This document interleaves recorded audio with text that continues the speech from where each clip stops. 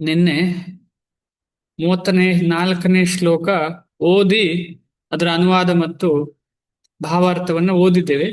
ಹೆಚ್ಚು ಚರ್ಚೆ ಮಾಡಿಲ್ಲ, ಜಸ್ಟ್ ಓದಿ ಬಿಟ್ಟಿದ್ದೇವೆ. ಇವತ್ತು ಅಲ್ಲಿಂದ ಮುಂದೆ ಹೋಗೋಣ. ತುಂಬಾ ಇಂಪಾರ್ಟೆಂಟ್ ಶ್ಲೋಕ. 34 ಕರೆಕ್ಟ್, 34ನೇ ಶ್ಲೋಕ ಓದಿ ಬಿಟ್ಟಿದ್ದಲ್ವಾ? ಹರೇ ಕೃಷ್ಣ, ಇದ್ದೀರಾ? ಹೌದು ಪ್ರಭು. ಹಾ, ಸರಿ. ಮುಂದೆ ಹೋಗೋಣ. ಇವತ್ತು ಅದರ ಬಗ್ಗೆ ಸ್ವಲ್ಪ ಚರ್ಚೆ ಮಾಡಿ ನೆಕ್ಸ್ಟ್ ಶ್ಲೋಕಕ್ಕೆ ಹೋಗೋಣ. ಇಂದ್ರಿಯಸ್ಯ ಇಂದ್ರಿಯಸ್ಯ ಅರ್ಥೆ ರಾಗದ್ವೇಷವು ವ್ಯವಸ್ಥಿತವು ತಯೋರ್ನ ವಶಂ ಆಗಚ್ಚೇತ್ ತೌ ಹ್ಯಸ್ಯ ಪರಿಪಂಥಿನವು. ಅಡ್ಡಿಗಳು ಅಡ್ಡಿಗಳು ಅಂತ ಹೇಳಿದ್ರೆ ಏನು ಅಂತ ಹೇಳಿದ್ರೆ ಮುಂದೆ ಹೋಗ್ಲಿಕ್ಕೆ ಬಿಡುದಿಲ್ಲ. ಅದು ಎಂತ ಏನ್ ಹೇಳುದು, ಅದಷ್ಟು ಒಂಥರ ಎಳಿತದೆ. ಅದು ಯಾವ್ದು ಎಳಿತಾ ಇರೋದು? ರಾಗ ದ್ವೇಷಗಳು. ರಾಗ ಆಸಕ್ತಿ, ದ್ವೇಷ ಬೇಡ ಅಂತ ಹೇಳುವಂಥದ್ದು. ಈಗ ಆಧ್ಯಾತ್ಮಿಕ ವಿಚಾರಗಳು ನಮಗೆ ಕೆಲವರಿಗೆ ಬೇಡ ಅಂತಲೇ ಅನ್ನಿಸ್ಬಹುದು, ಕೆಲವರಿಗೆ ಆಸಕ್ತಿ ಇರ್ಬೋದು. ಅಂದ್ರೆ ನಮ್ಮ ಹಿಂದಿನ ಜನ್ಮದ ಅಥವಾ ಹಿಂದೆ ನಡೆದಂತಹ ಎಲ್ಲ ಚಟುವಟಿಕೆಗಳಿಗೆ ಅನುಗುಣವಾಗಿ ನಾವು ಈಗ ಜೀವನ ನಡೆಸುವಂಥದ್ದು. ಈಗ ಯಾರಿಗೋ ಯಾವ್ದ್ರ ಮೇಲೆ ಆಸಕ್ತಿ ಇದೆ ಅಂತ ಹೇಳಿದ್ರೆ ಅದರ ಅರ್ಥ ಏನು? ನಾವೆಲ್ಲ ಅಂದ್ರೆ ಆ ವ್ಯಕ್ತಿ ಹಿಂದಿನಿಂದಲೇ ಅದರಲ್ಲಿ ಯಾವಾಗ್ಲೂ ಒಂದು ದಿನ ಆದ್ರೂ ಅದರಲ್ಲಿ ಆ ಚಟುವಟಿಕೆಯಲ್ಲಿ ಭಾಗಿಯಾಗಿದ್ದಾನೆ. ಅದ ಕಾರಣ ಈಗ ಅದನ್ನ ಮಾಡ್ತಿದ್ದಾನೆ. ಅಂದ್ರೆ ನಮಗೆ ಆಧ್ಯಾತ್ಮಿಕತೆ ವಿಷಯದಲ್ಲಿ ಸ್ವಲ್ಪ ಆದ್ರೂ ಆಸಕ್ತಿ ಇದೆ ಅಂದ್ರೆ ನಾವು ಮುಂಚೆ ಯಾವಾಗ್ಲೂ ಮಾಡಿದ್ದೇವೆ. ಮಾಡಿಲ್ಲಾದ್ರೂ ಸಿಗುವ ಸಾಧ್ಯತೆ ಇದೆ. ಅದು ಭಕ್ತನ ಒಂದು ಕೃಪೆಯಿಂದ ಮಾತ್ರ. ಅದಕ್ಕೆ ನಾವು ಶ್ರೀಲ ಪ್ರಭುಪಾದರು ಕರೀತಾರೆ, ಈ ಭಕ್ತಿ ಅಂತ ಹೇಳುದು ಕೃಪೆಯಿಂದ ಬರುವಂಥದ್ದು, ಯಾವುದೇ ನಮ್ಮ ಸಾಧನೆಯಿಂದ ಸಿಗುವಂಥದ್ದಲ್ಲ. ಸಾಧನೆಯಿಂದ ಸಿಗುವುದು ಅಷ್ಟು ಸುಲಭ ಇಲ್ಲ. ಯಾಕಂದ್ರೆ ನಾವು ಸಾಧನೆ ಮಾಡ್ಲಿಕ್ಕೆ ತಕ್ಕುದಾದವರೇ ಅಲ್ಲ. ನಮಗೇನು ಸಾಧನೆ ಮಾಡ್ಲಿಕ್ಕೆ ಅರ್ಹತೆ ಉಂಟು? ಅಷ್ಟೇನು ದೊಡ್ಡ ಅರ್ಹತೆ ಇಲ್ಲ. ಆದ ಕಾರಣ ನಮಗೆಲ್ಲ ಭಕ್ತಿ ಸಿಕ್ಕಿದೆ ಅಂತ ಹೇಳಿದ್ರೆ ಅದೊಂದು ಕಾಸ್ಟ್ಲೆಸ್ ಮರ್ಸಿ, ಯಾವುದೇ ಕಾರಣ ಇಲ್ಲದೆ ಸಿಕ್ಕಿದಂತ ಒಂದು ದಯೆ. ನಮಗೆ ಯಾವುದೇ ಒಂದು ಕಾರಣ ಇಲ್ಲ ಅಂತ ಹೇಳಿದ್ರೆ ನಮಗೆ ಯಾವುದೇ ಒಂದು ಅರ್ಹತೆ ಇಲ್ಲ. ಅದಕ್ಕೆ ನಮಗೆ ಭಕ್ತಿ ಸಿಗ್ಲಿಕ್ಕೆ ಯಾವುದೇ ಒಂದು ಅರ್ಹತೆ ಇಲ್ಲ. ಆದ ಕಾರಣ ಅಂತ ಭಕ್ತಿ ಸಿಕ್ಕಿದೆ. ಆ ಭಕ್ತಿಯ ಮುಖಾಂತರ ಈ ರಾಗದ್ವೇಷಗಳನ್ನ ಈ ಸುಲಭವಾಗಿ ಜಯಿಸಬಹುದು. ಆ ಭಕ್ತಿ ಮಾರ್ಗದಲ್ಲಿ ಈ ರಾಗದ್ವೇಷಗಳನ್ನ ಸುಲಭವಾಗಿ ಜಯಿಸಬಹುದು. ಅದನ್ನೇ ಶ್ರೀಲ ಪ್ರಭುಪಾದರು ಮುಂದೆ ಹೇಳ್ತಾರೆ. ಇಂದ್ರಿಯಗಳು, ಶ್ರೀಲ ಪ್ರಭುಪಾದರಿಗೆ ಜಯವಾಗಲಿ, ಇಂದ್ರಿಯಗಳು ಮತ್ತು ಅವುಗಳ ವಿಷಯಗಳಿಗೆ ಸಂಬಂಧಿಸಿದಂತೆ ರಾಗ ದ್ವೇಷಗಳನ್ನು ನಿಯಂತ್ರಿಸುವ ತತ್ವಗಳಿವೆ. ಈ ರಾಗ ಮತ್ತು ದ್ವೇಷ ಎಂತ ಅಂತ ನಮ್ಗೆಲ್ರಿಗೂ ಅರ್ಥ ಆಗಿದೆ. ನಿನ್ನೆ ಡಿಸ್ಕಷನ್ ಮಾಡಿದ್ದೇವೆ. ನಮಗೇನೋ ಇಷ್ಟ ಆಯ್ತು ಅಂತ ಹೇಳಿದ್ರೆ ಅದರ ಮೇಲೆ ನಮಗೆ ಆಸಕ್ತಿ ಬೆಳೀತದೆ, ಅದೇ ರಾಗ. ಯಾವುದೋ ಒಂದು ಇಷ್ಟ ಆಗಿಲ್ಲ ಅಂದ್ರೆ ನಮಗೆ ಅದರ ಮೇಲೆ ದ್ವೇಷ ಬೆಳೀತದೆ, ಅದೇ ದ್ವೇಷ. ಅಂದ್ರೆ ಎರಡರಲ್ಲೂ ನಮಗೆ ಅದರ ಜೊತೆ ಸಂಬಂಧ ಇರ್ತದೆ, ಆ ವಿಷಯದ ಜೊತೆ ಸಂಬಂಧ ಇರ್ತದೆ, ರಾಗ ಆಗ್ಲಿ ದ್ವೇಷ ಆಗ್ಲಿ. ಆ ರಾಗ ದ್ವೇಷ ಬೆಳೆಯುವುದು ಹೇಗೆ ಅಂತ ಹೇಳಿದ್ರೆ ನಮ್ಮ ಹಿಂದಿನ ವಾಸನೆಗಳಿಂದ. ಆದ ಕಾರಣ ತಾಂ ತಿತಿಕ್ಷಸ್ವ ಭಾರತ ಅಂತ ಈ ರಾಗದ್ವೇಷಗಳನ್ನ ತಿತಿಕ್ಷ ಮಾಡ್ಬೇಕು, ಅಂದ್ರೆ ಸಹಿಸಬೇಕು ಅಂತ. ಆ ಸಹಿಸಿದ್ರೆ ಮಾತ್ರ, ಇಲ್ಲದ್ರೆ ಪ್ರಾಣಿಗೂ ನಮಗೂ ವ್ಯತ್ಯಾಸ ಇಲ್ಲ. ಶ್ರೀಲ ಪ್ರಭುಪಾದರು ಎಷ್ಟೋ ಸಲ ಹೇಳ್ತಾರೆ, ಪ್ರಾಣಿಗೂ ನಮಗೂ ವ್ಯತ್ಯಾಸ ಇಲ್ಲ. ದಾರಿಯಲ್ಲಿ ಬಂದದನ್ನ ಎಲ್ಲ ಅನುಭವಿಸ್ತಾ ಮಾಡ್ತಾ ಹೋದ್ರೆ ಅದಕ್ಕೆ ಅರ್ಥ ಇಲ್ಲದ ವಿಷಯ. ಅದು ಬೇರೆ ಪ್ರಾಣಿಗಳ ಜೀವನ ಆಗಿಬಿಡ್ತದೆ. ರಾಗದ್ವೇಷಗಳನ್ನ ನಾವು ಆದಷ್ಟು ಹತೋಟಿಯಲ್ಲಿ ಇಟ್ಕೊಳ್ತಾ ಭಗವಂತನ ಸೇವೆ ಮಾಡಬೇಕು. ಬರೀ ಭಗವಂತನ ಸೇವೆ ಮಾತ್ರ ಮಾಡ್ತೇನೆ, ರಾಗದ್ವೇಷಗಳನ್ನ ಅನುಭವಿಸ್ತಾ ಇರ್ತೇನೆ ಅಂತ ಹೇಳಿದ್ರೆ ಆಗುದಿಲ್ಲ. ಅಂದ್ರೆ ನನಗೆ ಮನಸ್ಸಿಗೆ ತೋರಿದ್ದೆಲ್ಲ ಮಾಡ್ತಾ ಇರ್ತೇನೆ, ಜೊತೆಯಲ್ಲಿ ಭಕ್ತಿ ಮಾಡ್ತೇನೆ ಅಂತ ಹೇಳಿದ್ರೆ ಆಗುದಿಲ್ಲ ಅಂತ ಹೇಳೋಕ್ಕಿಂತ ನರಕಕ್ಕೆ ಹೋಗ್ಲಿಕ್ಕಿಲ್ಲ, ಯಾಕಂದ್ರೆ ಭಕ್ತಿ ಮಾಡ್ತಿದ್ದಾನೆ. ಆದ್ರೆ ಅದರಿಂದ ಏನು ಭಗವಂತನ ಪ್ರೇಮ ಸಿಗುವುದಿಲ್ಲ ಅದರಿಂದ. ಯಾಕಂದ್ರೆ ಅದಕ್ಕೋಸ್ಕರ ನಿಯಮಗಳಿವೆ. ನಾವು ಇಷ್ಟರವರೆಗೆ ಡಿಸ್ಕಷನ್ ಮಾಡಿದ್ದೇವೆ ನಿಯಮಗಳು. ಆ ವರ್ಣಾಶ್ರಮದ ನಿಯಮ ಆಗಿರ್ಲಿ, ಯಾವುದೇ ಇರಲಿ, ಆ ನಿಯಮಗಳು ತುಂಬಾ ತುಂಬಾ ಮುಖ್ಯ. ಅದರ ಬಗ್ಗೆ ಇಲ್ಲಿ ಮಾತಾಡ್ತಾ ಇರುವಂತದ್ದು. ಆ ನಿಯಮ ಇದ್ರೆ ಆ ನಿಯಮದಿಂದ ಏನಾಗ್ತದೆ ಅಂತ ಹೇಳಿ ರಾಗದ್ವೇಷಗಳಿಂದ ಹೊರಗೆ ಬರ್ಲಿಕ್ಕೆ ಸಾಧ್ಯ. ಯಾಕಂತ ಹೇಳಿದ್ರೆ ಇದೆಲ್ಲ ಆತ್ಮ ಸಾಕ್ಷಾತ್ಕಾರ ಮಾರ್ಗದಲ್ಲಿ ಅಡ್ಡಿ ಮಾಡುವಂಥದ್ದು. ದೊಡ್ಡ ಅಡ್ಡಿ, ಚಿಕ್ಕ ಪುಟ್ಟ ಅಡ್ಡಿ ಅಲ್ಲ, ದೊಡ್ಡ ಅಡ್ಡಿ. ಸೊ ಮುಂದೆ ಹೋಗೋಣ. ಭಾವಾರ್ಥ. ಕೃಷ್ಣ ಪ್ರಜ್ಞೆಯಲ್ಲಿರುವವರು ಸಹಜವಾಗಿಯೇ ಐಹಿಕ ಇಂದ್ರಿಯ ತೃಪ್ತಿಯಲ್ಲಿ ತೊಡಗಲು ಇಷ್ಟಪಡುವುದಿಲ್ಲ. ಆದರೆ ಇಂತಹ ಪ್ರಜ್ಞೆಯಲ್ಲಿ ಇಲ್ಲದವರು ಅಪೌರುಷೇಯ ಧರ್ಮ ಗ್ರಂಥಗಳ ವಿಧಿ ನಿಯಮಗಳನ್ನು ಅನುಸರಿಸಬೇಕು. ಈ ಎರಡನೇ ಲೈನು ನಮಗೆ, ಯಾಕೆಂದ್ರೆ ನಾವು ಅಷ್ಟು ಸುಲಭವಾಗಿ ಕೃಷ್ಣ ಪ್ರಜ್ಞೆಗೆ ಬರ್ಲಿಕ್ಕೆ ಸಾಧ್ಯ ಇಲ್ಲ. ಶ್ರೀಲ ಪ್ರಭುಪಾದರು, ನನ್ನ ಹತ್ರ ಇಲ್ಲ ಈಗ ಅದು, ಶ್ರೀಲ ಪ್ರಭುಪಾದರು ಒಂದು ಕಡೆ ಬರೆದಿದ್ದಾರೆ, ಅದನ್ನು ನಾನು ಓದ್ತೇನೆ. ಒಂದು ನಿಮಿಷ ಕೊಡಿ.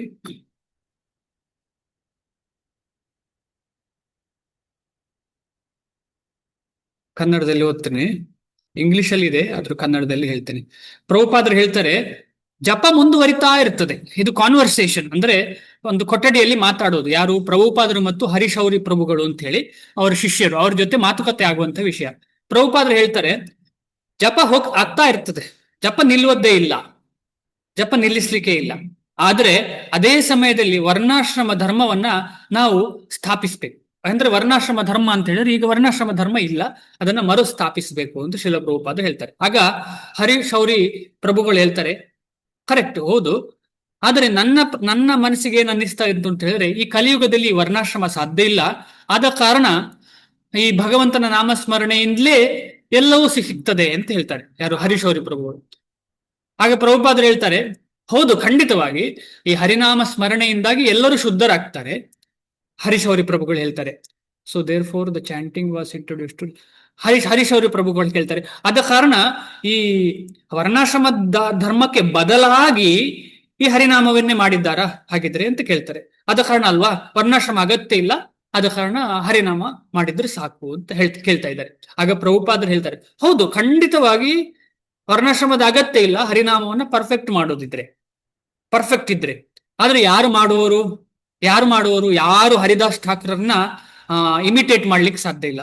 ಅವರು 24 ಗಂಟೆ, ಅದರಲ್ಲಿ 22 ಗಂಟೆ ಕೂತ್ಕೊಂಡು ಜಪ ಮಾಡ್ತಾ ಇದ್ರು. ಯಾರು ಮಾಡ್ಲಿಕ್ಕೆ ಸಾಧ್ಯ? ಆದ ಕಾರಣ ವರ್ಣಾಶ್ರಮ ಅಗತ್ಯ ಅಂತ ಹೇಳ್ತಾರೆ. ಅಂದ್ರೆ ನಾವು ಈ ಮೊದಲನೇ ಲೈನ್ ಅಲ್ಲಿ ಇಲ್ಲ ಅಂತ ಅರ್ಥ ಇದರದ್ದು.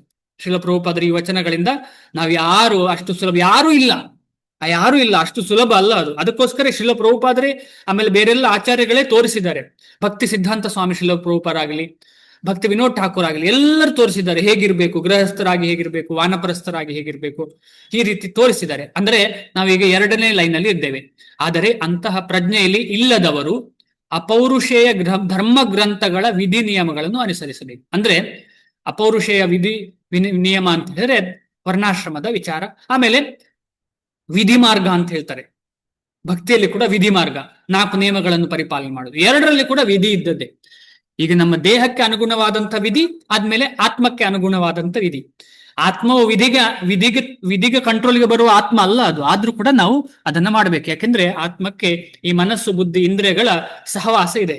ಆ ಮನಸ್ಸು ಬುದ್ಧಿ ಇಂದ್ರಿಯಕ್ಕೆ ಒಂದು ಟ್ರೈನಿಂಗ್ ಬೇಕು. ಆ ಟ್ರೈನಿಂಗ್ ಹೇಗೆ ಸಿಗ್ತದೆ ಅಂತ ಹೇಳಿದ್ರೆ ಈ ವಿಧಿ ನಿಯಮಗಳಿಂದ. ಆದ ಕಾರಣ ನಿನ್ನೆ ಮಾತಾಡಿದ ಹಾಗೆ ಶ್ರೀಲ ಪ್ರಭುಪಾದರು ಹೇಳ್ತಾರೆ, ಅದು ಸ್ವೇಚ್ಛೆ ಅಲ್ಲ, ಅದು ಫ್ರೀಡಮ್. ಯಾವ ರೀತಿಯ ಫ್ರೀಡಮ್? Restricted freedom. ಅದರಿಂದ ನಿಜವಾಗಿ ಫ್ರೀಡಮ್ ಸಿಗ್ತದೆ. ಐಹಿಕ ಸೆರೆಗೆ ಮಿತಿ ಇಲ್ಲದ ಇಂದ್ರಿಯ ಭೋಗವೇ ಕಾರಣ. ಇಲ್ಲಿ ನಾವು ಪುನಃ ಬಂಧನೆ ಆಗಿದೆ. ನಾವೆಲ್ಲರೂ ಯಾರೇ ಆಗಲಿ, ನಾನು ನೀವು ಯಾರೇ ಆಗಲಿ, ಇಲ್ಲಿ ಬರ್ಲಿಕ್ಕೆ ಕಾರಣ ಇದೆ. ಆದ ಕಾರಣ ನಾವು ಸೀರಿಯಸ್ ಆಗಿ ನೋಡಿದ್ರೆ ಎಷ್ಟು ಡೇಂಜರಸ್ ಸ್ಥಿತಿಯಲ್ಲಿ ಇದ್ದೇವೆ ನೋಡಿ ನಾವು. ಐಹಿಕ ಸೆರೆಗೆ ಮಿತಿ ಇಲ್ಲದ ಇಂದ್ರಿಯ ಭೋಗವೇ ಕಾರಣ.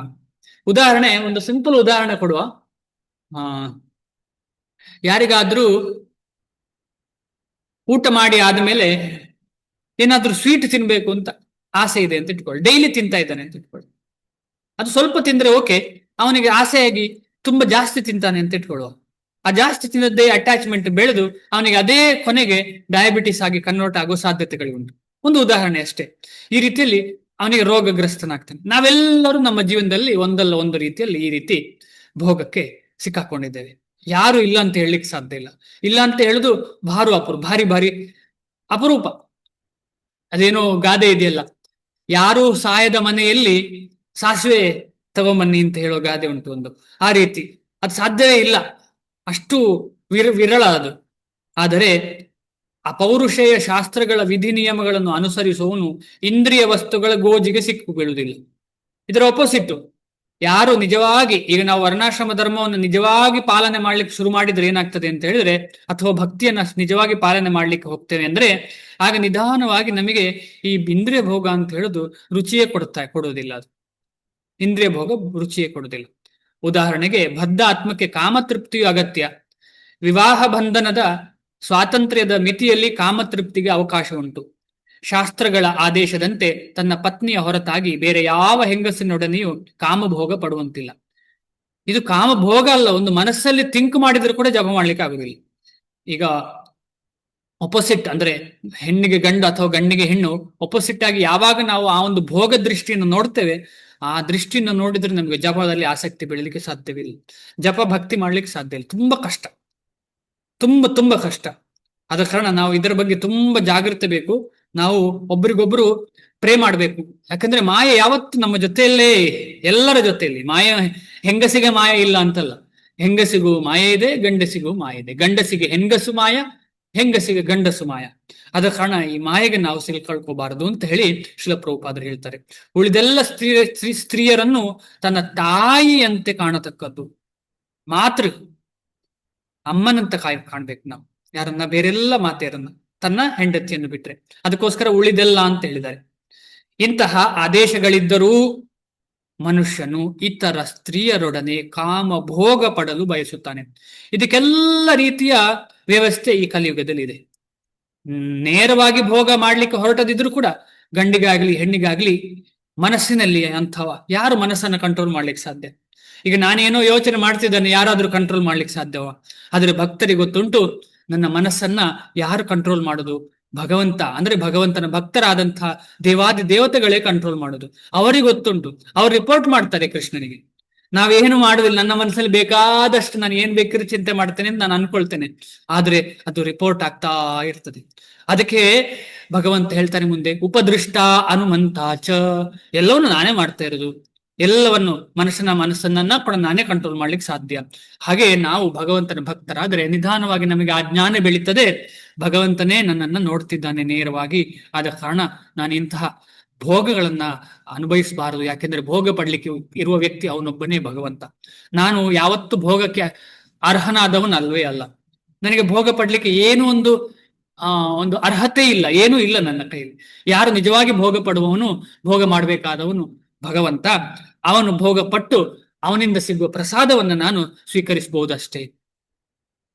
ಆದ ಕಾರಣ ನಮಗೆ ಗೊತ್ತಾಗ್ಬೇಕು, ನಾವು ಭಕ್ತರಾಗ್ಲಿಕ್ಕೆ ಪ್ರಯತ್ನ ಪಡುವವರಿಗೆಲ್ಲರಿಗೂ ಗೊತ್ತಾಗ್ಬೇಕು, ನಮ್ಮ ಮನಸ್ಸಾಗ್ಲಿ ನಮ್ಮ ಚಿಂತನೆ ಆಗಲಿ ಅದೆಲ್ಲ ನೇರವಾಗಿ ಭಗವಂತನ ಭಕ್ತರ ಕೈಯಲ್ಲಿದೆ, ಅಂದ್ರೆ ದೇವಾದಿ ದೇವತೆಗಳ ಕೈಯಲ್ಲಿದೆ. ಆ ದೇವಾದಿ ದೇವತೆಗಳು ನೋಡ್ತಾ ಇರ್ತಾರೆ, ಚಂದ್ರ ಸೂರ್ಯ ಇವರೆಲ್ಲ ನೋಡ್ತಾ ಇರ್ತಾರೆ ನಾವು ಮಾಡೋದನ್ನ, ಮನಸ್ಸನ್ನು ಕೂಡ. ಚಂದ್ರಮಾ ಮನಸ್ಸೋ ಜಾತಃ ಅಂತ ಹೇಳಿ ವೇದ ಮಂತ್ರ ಹೇಳ್ತದೆ. ನಮ್ಮ ಮನಸ್ಸನ್ನ ಚಂದ್ರ ನೇರ ನೋಡ್ತಾ ಇರ್ತಾನೆ. ನಾವು ಅನ್ಕೊಳ್ತೀನಿ ಚಂದ್ರ ನೋಡುದಿಲ್ಲ ಅಂತ. ನೋಡುದಂದ್ರೆ ಚಂದ್ರನಿಗೆ ಗೊತ್ತಾಗ್ತಾ ಇರ್ತದೆ. ಆದ ಕಾರಣ ಚಂದ್ರ ಕೂಡ ಮನಸ್ಸಿಂದ, ಮನಸ್ಸು ಭಗವಂತನ ಮನಸ್ಸದು. ಆದ ಕಾರಣ ಚಂದ್ರಮಾ ಮನಸ್ಸೋ ಜಾತಃ, ಮನಸ್ಸಿಂದ, ಭಗವಂತನ ಮನಸ್ಸಿಂದ ಹುಟ್ಟಿದ್ದು ಚಂದ್ರ. ಅಂದ್ರೆ ನಮ್ಮೆಲ್ಲರ ಮನಸ್ಸನ್ನ ಅಧಿಪತಿ ಚಂದ್ರ. ಆ ಚಂದ್ರನ ಅಧಿಪತಿ ಯಾರು? ಭಗವಂತ. ಅಂದ್ರೆ ಚಂದ್ರ ಹೇಳ್ತಾ ಇರ್ತಾರೆ, ಏನೆಲ್ಲ ಚಿಂತನೆ ಮಾಡ್ತಾ ಇದ್ದಾನೆ ಈ ಕಳ್ಳ ಅಂತ ಹೇಳಿ. ನಾವ್ ಅನ್ಕೊಳ್ತೇವೆ ಏನ್ ತೊಂದರೆ ಇಲ್ಲ, ಏನ್ ಬೇಕೋ ಚಿಂತನೆ ಮಾಡಬಹುದು ನಾವು ಅಂತ. ಆದ ಕಾರಣ ಇಂತಹ ಪ್ರವೃತ್ತಿಗಳಿಗೆ ಕಡಿವಾಣವನ್ನು ಹಾಕಬೇಕು. ಇಲ್ಲವಾದರೆ ಅವು ಆತ್ಮ ಸಾಕ್ಷಾತ್ಕಾರದ ಮಾರ್ಗದಲ್ಲಿ ಅಡ್ಡಿಗಳಾಗುತ್ತವೆ, ಹರ್ಡಲ್ಸ್. ಅದು ಭೌತಿಕ ದೇಹ ಇರುವಷ್ಟು ಕಾಲವು ಭೌತಿಕ ದೇಹದ ಅಗತ್ಯಗಳಿಗೆ ಅವಕಾಶ ಉಂಟು. ಈ ಭೌತಿಕ ದೇಹ ಇರುವಾಗ ನಮಗೆ ಎಲ್ಲವೂ ಅಗತ್ಯವೇ. ಎಲ್ಲ ಏನಂದ್ರೆ ನಮಗೆ ದಿನ ಏನೆಲ್ಲ ಮಾಡಬೇಕು ಅದೆಲ್ಲ ಅಗತ್ಯ, ಅದಿಲ್ಲದೆ ನಡಿಲಿಕ್ಕೆ ಸಾಧ್ಯ ಇಲ್ಲ. ಆದರೆ ಅದು ವಿಧಿ ನಿಯಮಗಳಿಗೆ ಅನುಗುಣವಾಗಿ ಮಾತ್ರ. ಆದರೂ ಇದು ತುಂಬಾ ಇಂಪಾರ್ಟೆಂಟ್. ಆದರೂ ನಾವು ಇಂತಹ ಅವಕಾಶಗಳ ಹತೋಟಿಯನ್ನು ಅವಲಂಬಿಸಬಾರದು. ಯಾವತ್ತು ನಾವು ಡಿಪೆಂಡೆನ್ಸಿ ಇರಬಾರದು, ಯಾವತ್ತು ಡಿಪೆಂಡೆನ್ಸಿ ಇರಬಾರದು. ಅಂದ್ರೆ ನಮಗೆ ಸುಖ ಬೇಕು ಅಂತ ಹೇಳಿ ಒಂದು ದಿವಸ ಹೆಂಡತಿಯಲ್ಲಿ ಹೇಳುದು, ನನಗೆ ಇವತ್ತು ಇದು ಮಾಡಿಕೊಡು ಅಂತ ಹೇಳಿ. ಅದು ಸಿಗದಿದ್ರೆ ಕೋಪ ಬರ್ತದೆ. ಈ ಅಡಿಗೆ ಮಾಡಿಕೊಡು ಇವತ್ತು ಅಂತ ಹೇಳ್ತೇವೆ, ಆ ಅಡಿಗೆ ಮಾಡಿದ್ರೆ ಕೋಪ ಬರ್ತದೆ. ಅಂದ್ರೆ ನಾವು ಆ ಇಂದ್ರಿಯ ನಾಲಿಗೆಯ ಹಿಂದೆ ಇದ್ದೇವೆ. ಯಾವುದಾದ್ರೂ ಪರವಾಗಿಲ್ಲ, ಕೃಷ್ಣನ ಪ್ರಸಾದ ಬಂದ್ರೆ ನನಗೆ ಅದೇ ತೃಪ್ತಿ ಅಂತ ಹೇಳುದು ಏನಾಗ್ತದೆ, ಇದರಿಂದ ಮೇಲೆ ಬರುದು. ಅಂದ್ರೆ ನಾವು ಆ ಇಂದ್ರಿಯಗಳ ಹತೋಟಿಯಲ್ಲಿ ಇಲ್ಲ. ಪ್ರಸಾದ ಬೇಕು, ಇಂದ್ರಿಯಕ್ಕೆ ಪ್ರಸಾದ ಬೇಕು, ಇಂದ್ರಿಯಕ್ಕೆ ಆಹಾರ ಬೇಕು, ಆದ್ರೆ ಯಾವುದು ಅಂತ ಸಿಲೆಕ್ಷನ್ ಇಲ್ಲ. ನಂಗೆ ಅದು ಬೇಕು ಇದು ಬೇಕು ಅಂತಲ್ಲ. ಏನು ಕೊಟ್ರು ಭಗವಂತ ಪ್ರಸಾದ ರೂಪದಲ್ಲಿ, ಏನು ಕೊಟ್ರು ಅಂತ ಹೇಳಿದ್ರೆ ಪ್ರಸಾದ ಅಲ್ಲದ್ದಲ್ಲ ಮಾತಾಡ್ತಾ ಇರುವಂಥದ್ದು. ಪ್ರಸಾದ ಯಾವುದೇ ರೀತಿಯಲ್ಲಿ ಸಿಕ್ಕಿದ್ರು ಕೂಡ ನಾನು ಅದನ್ನು ಸೇವನೆ ಮಾಡ್ತೇನೆ, ಖಂಡಿತವಾಗಿ ಅದು ನನಗೆ ಸಹಾಯ ಆಗ್ತದೆ ಅಂತ ಹೇಳಿ ಥಿಂಕ್ ಮಾಡ್ಬೇಕು. ಆದ್ರೆ ಈಗ ಏನಾಗಿದೆ ಅಂತ ಹೇಳಿದ್ರೆ ನಾವು ಅದನ್ನು ಕೂಡ ಸ್ವಲ್ಪ ಚಿಂತನೆ ಮಾಡ್ಬೇಕಾಗ್ತದೆ. ನಾವು ಬದ್ಧ ಜೀವಿಗಳಾದ ಕಾರಣ ಪ್ರಸಾದದಲ್ಲಿ ಕೂಡ ತುಂಬಾ ಕಲಬೆರಕೆಗಳು, ಅಂದ್ರೆ ಪ್ರಸಾದದಲ್ಲಿ ಕಲಬೆರಕಲ್ಲ, ಪ್ರಸಾದ ಮಾಡುವವರು ತುಂಬಾ ಕಲಬೆರಕೆ ಮಾಡ್ತಾ ಇದ್ದಾರೆ. ಅದು ಒಂದು ತುಂಬಾ ನೀಚ ಪ್ರವೃತ್ತಿಯ ಕಾರ್ಯ. ಆದ್ರೂ ಕೂಡ ಏನ್ ಮಾಡುವಂಥದ್ದು, ಅಂತಹ ಸ್ಥಿತಿ ಒದಗಿ ಬಂದಿದೆ. ಈಗ ನಮಗೆಲ್ಲರೂ ಗೊತ್ತು ಸಕ್ಕರೆ ಹೇಗಿದೆ ಅಂತ ಹೇಳಿ. ಆದ್ರೆ ಎಲ್ಲ ದೇವಸ್ಥಾನಗಳಲ್ಲಿ ಸಕ್ಕರೆ ಉಪಯೋಗಿಸ್ತೇವೆ. ಸಕ್ಕರೆಯನ್ನು ಹೇಗೆ ಮಾಡ್ತಾರೆ ಅಂತ ಎಲ್ರಿಗೂ ಗೊತ್ತುಂಟು, ಹೆಚ್ಚಿನವರಿಗೆ ಗೊತ್ತುಂಟು, ಗೊತ್ತಿಲ್ಲದವರು ಕಮ್ಮಿ. ಅದಕ್ಕೆ ಹಸುವಿನ ಬೋನಿನ ಆಶ್ ಅಥವಾ ಆ ಕ್ಯಾಲ್ಸಿಯಂ ಏನೋ ಅದರ ಒಂದು ಇದಿಲ್ಲದೆ ಅದನ್ನ ಪ್ಯೂರಿಟಿ ಕೊಡ್ಲಿಕ್ಕೆ ಆಗುದಿಲ್ಲ ಅಂತ ರಿಸರ್ಚ್ ಮಾಡಿದ್ರೆ ಎಲ್ಲ ರಿಸರ್ಚ್ ಆಗಿ ಗೊತ್ತಾಗ್ತದೆ. ಇಲ್ಲ ಅಂದ್ರೆ ತುಂಬಾ ಹೆವಿ ಕೆಮಿಕಲ್ ಹಾಕ್ಬೇಕು. ಅಂಥದ್ದನ್ನ ನಾವು ಎಲ್ಲರೂ ಭಗವಂತನಿಗೆ ಕೊಡ್ತೇವೆ. ಈ ರೀತಿಯಲ್ಲಿ ಬೇರೆ ಬೇರೆ, ಇದೊಂದು ಉದಾಹರಣೆ ಅಷ್ಟೇ, ಈ ರೀತಿಯಲ್ಲಿ ಬೇರೆ ಬೇರೆ ಈ ಕಲಿಯುಗದಲ್ಲಿ ಮೋಸ ಆಗ್ತಾ ಉಂಟು. ಆ ಮೋಸದಿಂದ ಹೇಗೆ ಹೊರಗೆ ಬರ್ಬೋದು, ಅದಕ್ಕೋಸ್ಕರ ಶ್ರೀಲ ಪ್ರಭುಪಾದರು ಹೇಳ್ತಾರೆ ವರ್ಣಾಶ್ರಮ ಧರ್ಮ ಮಾಡಬೇಕು. ವರ್ಣಾಶ್ರಮ ಧರ್ಮದಲ್ಲಿ ಮುಖ್ಯವಾಗಿ ಗೋಮಾತೆ ಭೂಮಾತೆಯನ್ನ ಹತ್ತಿರಗೆ ಸೇರಿಸಿಕೊಂಡು ಕೃಷಿ ಈ ರೀತಿಯಲ್ಲಿ ಗೋರಕ್ಷೆ ಎಲ್ಲ ಮಾಡ್ತಾ ಹೋದ್ರೆ ನಾವು ಪುನಃ ಸತ್ಯಯುಗದ ರೀತಿಯಲ್ಲಿ ಜೀವನ ಮಾಡ್ಲಿಕ್ಕೆ ಸಾಧ್ಯ.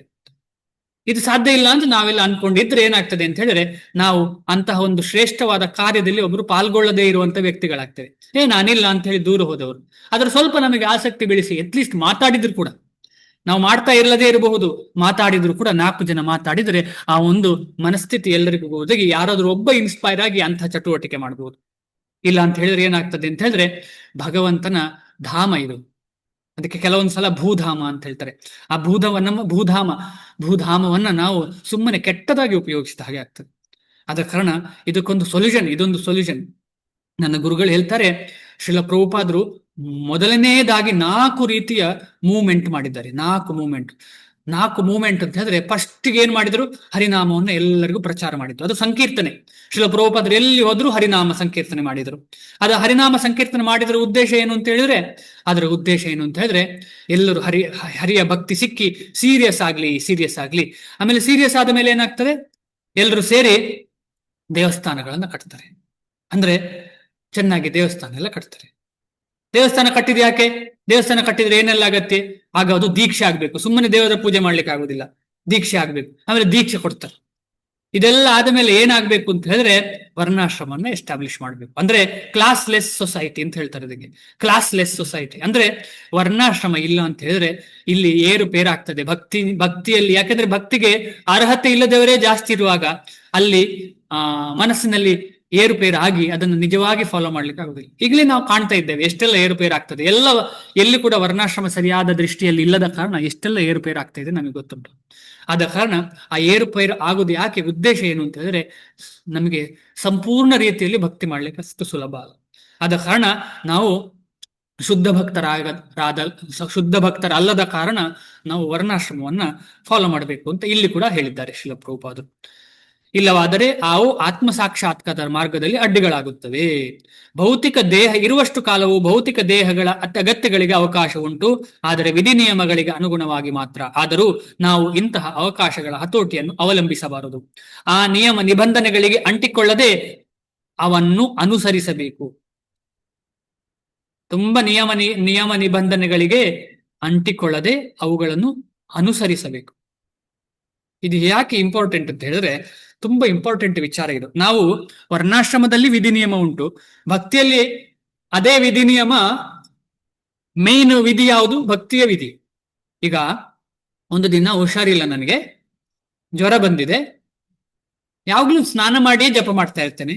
ಆ ಜ್ವರ ಬಂದ ದಿವಸ ನಾನು ಜಪ ಮಾಡುದಿಲ್ಲ, ನಾನು ಸ್ನಾನ ಮಾಡಿಯೇ ಜಪ ಮಾಡುದು. ನಂಗೆ ಜ್ವರ ಉಂಟು, ನಾನು ಜಪ ಮಾಡುದಿಲ್ಲ, ಸ್ನಾನ ಮಾಡಿ ಆಗ್ಬೇಕು ನಂಗೆ. ಈ ರೀತಿ ಚಿಂತನೆ ಮಾಡಿದ್ರೆ ಇದೇನಾಗ್ತದೆ? ವಿಧಿ ನಿಯಮ ಅಂದ್ರೆ ಆ ನಿಯಮ ನಿಬಂಧನೆಗಳಿಗೆ ಅಂಟಿಕೊಂಡದ್ದು. ಜಪ ಮಾಡುದಿಲ್ಲ ಅಂದ್ರೆ ಜಪ ಇಂಪಾರ್ಟೆಂಟು, ಸ್ನಾನ ಮಾಡ್ತೇ ಇಲ್ವೋ ಇಂಪಾರ್ಟೆಂಟ್. ಆದ್ರೆ ನಿನಗೆ ಹುಷಾರಿರುವಾಗ ಮಾಡ್ಲೇಬೇಕು. ಹುಷಾರಿಲ್ಲ ಅಂತ ಹೇಳಿದ್ರೆ ಪರವಾಗಿಲ್ಲ, ಕೂತ್ಕೊಂಡು ಜಪ ಮಾಡು. ಕೈ ಕಾಲು ತೊಳಿ, ಇಲ್ಲಾಂದ್ರೆ ಮುಖ ಒರೆಸ್ಕೋ, ಜಪ ಮಾಡು. ಬಾಯಿ ಮುಕ್ಕಳಿಸ್ಕೋ, ಜಪ ಮಾಡು. ಈಗ ಎಲ್ಲೋ ಟ್ರಾವೆಲ್ ಮಾಡ್ತಾ ಇರ್ತೇವೆ, ಟ್ರೈನಲ್ಲಿ ಟ್ರಾವೆಲ್ ಮಾಡ್ತಾ ಇರ್ತೇವೆ, ಬಸ್ಸಲ್ಲಿ ಟ್ರಾವೆಲ್, ಬೆಂಗಳೂರಿಂದ ಮಂಗಳೂರಿಗೆ ಹೋಗ್ತೇವೆ ಅಂತ ಇಟ್ಕೊಳ್ಳು. ಬೆಂಗಳೂರಿಂದ ಮಂಗಳೂರಿಗೆ ಹೋಗುವಾಗ ಮಂಗಳೂರಿನಲ್ಲಿ ನಮಗೆ ಮಧ್ಯೆ ಇಳಿದು ಸ್ನಾನ ಎಲ್ಲ ಮಾಡ್ಲಿಕ್ಕೆ ಆಗ್ತದ? ಟಾಯ್ಲೆಟ್ಗೆ ಹೋಗ್ಲಿಕ್ಕೆ ಆಗ್ತದ? ಬಾಯಿ ಮುಕ್ಕಳಿಸ್ಲಿಕ್ಕೆ ಆಗ್ತದೆ? ಏನು ಮಾಡ್ಲಿಕ್ಕೂ ಆಗೋದಿಲ್ಲ. ಹಾಗೇನು ಸ್ವಲ್ಪ ನೀರು ಕುಡಿದು ನುಂಗ್ಕೊಂಡು ಜಪ ಮಾಡ್ಲಿಕ್ಕೆ ಶುರು ಮಾಡು. ಕೈ ಸ್ವಲ್ಪ ತೊಳ್ಕೊಂಡು ಅಥವಾ ಏನು ಇಲ್ಲ ಅಂದ್ರೆ ಹೇಗಾದ್ರೂ ಜಪ ಮಾಡ್ಲಿಕ್ಕೆ ಶುರು ಮಾಡು. ಈ ರೀತಿಯಲ್ಲಿ ಏನಾಗ್ತದೆ?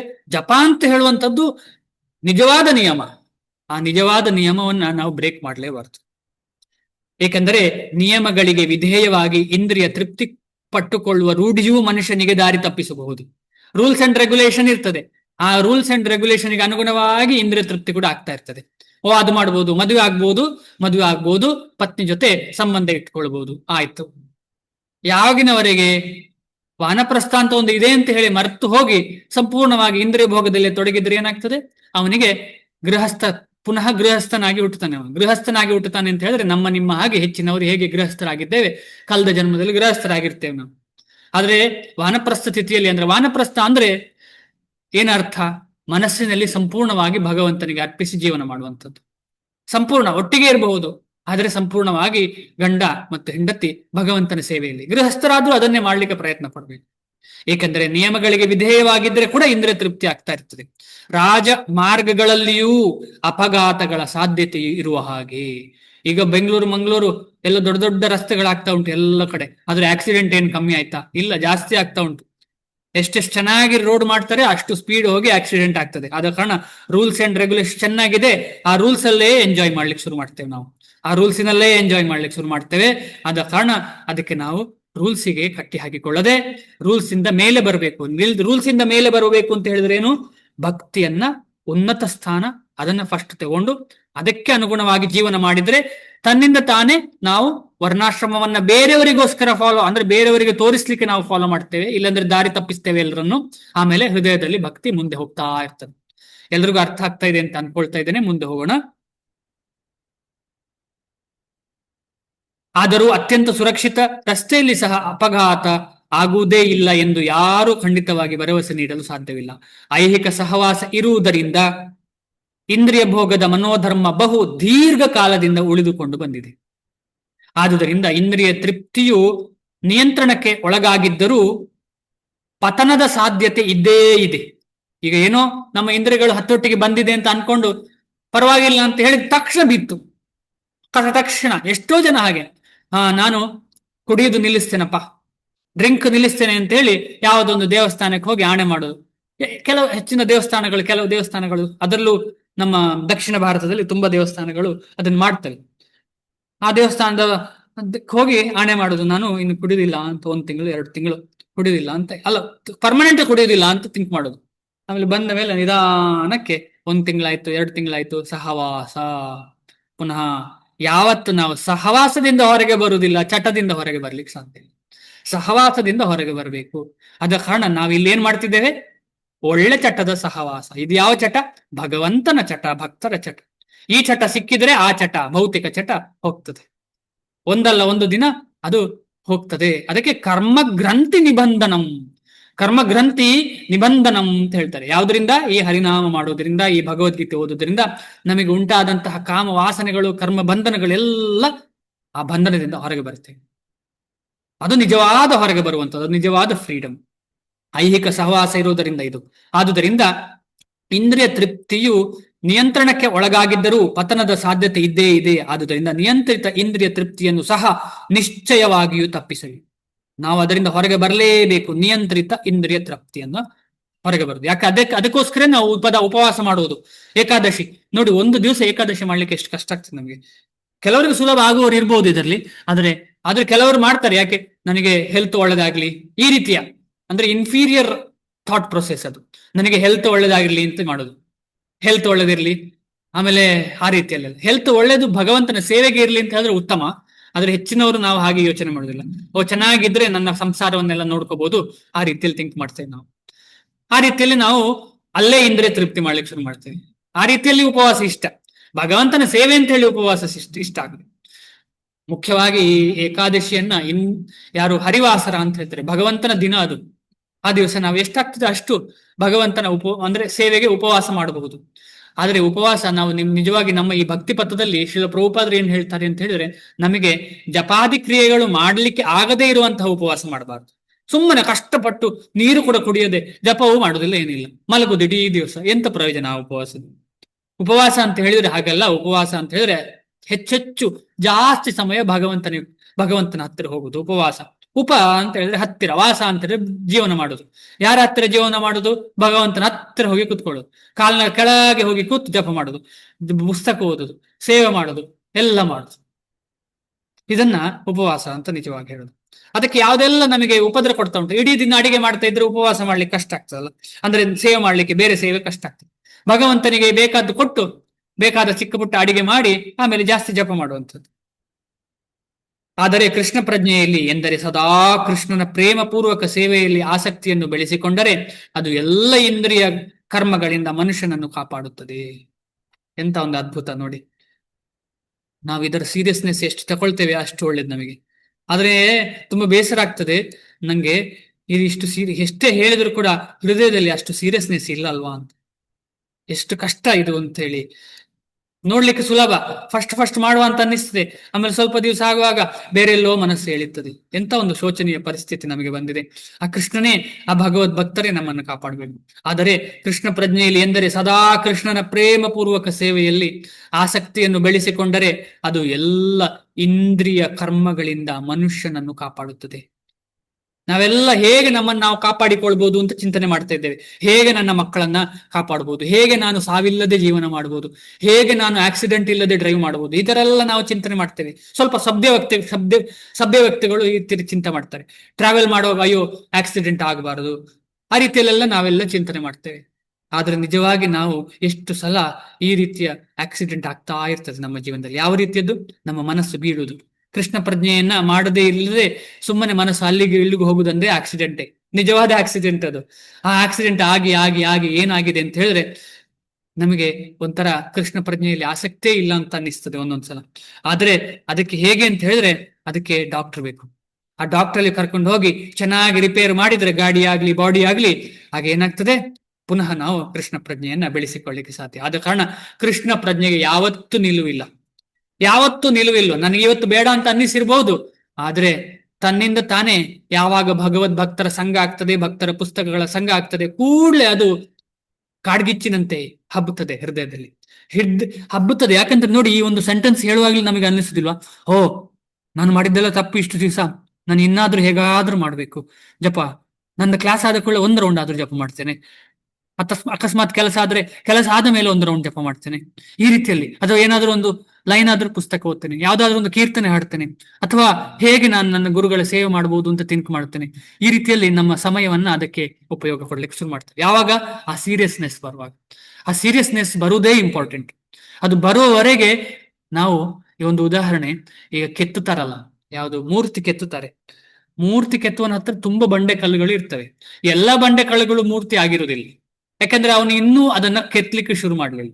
ಅಂದ್ರೆ ಕೆತ್ತಲಿಕ್ಕೆ ಏನು ಅವನ ಮನಸ್ಸು ಕೊಡ್ಲಿಲ್ಲ ಇದಕ್ಕೆ, ಅಂದ್ರೆ ಆ ಬಂಡೆಗಳು ಇನ್ನೂ ಮಾರ್ಪಾಟ ಆಗ್ಲಿಲ್ಲ, ಜೊತೆಲೇ ಇದೆ, ಆದ್ರೆ ಒಂದಲ್ಲ ಒಂದು ದಿನ ಕೆತ್ತಿಸಿಕೊಳ್ತವೆ. ಅದೇ ರೀತಿ ನಾವು ಕೂಡ ಇವತ್ತು ರೆಡಿ ಇಲ್ಲದಿರ್ಲಿಕ್ಕಿಲ್ಲ. ಅಂದ್ರೆ ನಾವು ಆ ಬಂಡೆ ಹಾಗೆ, ಒಂದು ಬಂಡೆ ಕೆತ್ತದೇ ಇರುವ ಬಂಡೆ, ಆದ್ರೆ ಒಂದು ದಿನ ನಾವು ಭಗವಂತ ನೋಡಿ ನಮ್ಮನ್ನು ಕೆತ್ತುತ್ತಾನೆ.